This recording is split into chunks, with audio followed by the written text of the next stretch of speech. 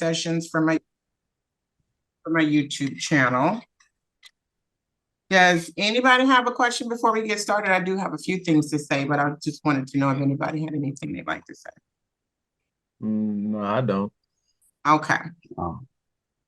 So tonight it's going to seem like a lot. It is a lot, but I want you to know that I am confident that I have a system in place that's going to teach you how to dispatch in the 10 hours. I can't imagine that you could learn it in less. In fact, it's probably going to be a little more than 10 hours because I send you away with videos, watching me work, so everything can come full circle. Don't try to write down everything I say. Everything that I say tonight, I'm going to repeat a couple more times. And what I'm talking about is going to be on the screen, which is the same as your training material. I'm just going to be elaborating on it. Now, throughout the manual, there are a couple, you'll see like a set of eyes, and that means that that's a point that you really need to take notes. Because sometimes people come back, ask me questions, and I'm like, you just didn't take no notes.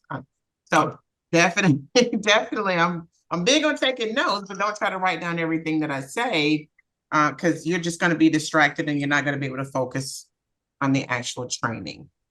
Gotcha. This is a trust the process situation. You got to trust that I'm teaching you the right thing. I'm pretty sure that I am.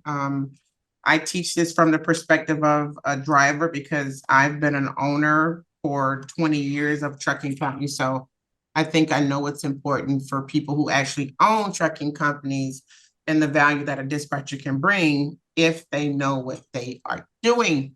If not, that's why some drivers will opt because they think they can do it better themselves. But if a dispatcher knows what they're doing, then they should be able to do better than a driver, especially when it comes to saving them time. But we're going to get started. I don't mind questions, but if you're going to ask a question, I want you to ask a question about what I'm currently talking about. Don't try to jump ahead. If you're patient, I'm pretty sure I'm going to roll into whatever it is that you want to know. But if you have a question, I'm big on not thinking negative and just starting to think about what if this and what if that. I want you to just not worry about the hypotheticals. We'll get to the hypotheticals on Friday, but it's going to be me asking you the questions instead of you asking me. So always focus on what you do know, and that will usually lead you to what you don't know. I'm not big on I don't knows. If I ask you a question and you don't know the answer, don't just immediately be like, I don't know. Because one, I'm not going to ask you a question that I don't think you should be able to tell me something. So give me what you can, and then we'll go from there on the rest. Because I want you to be confident, positive, even if you're wrong. I want you to be confidently wrong. All right, so let's get started. I'm going to pull up my manual so we can all see the same screen.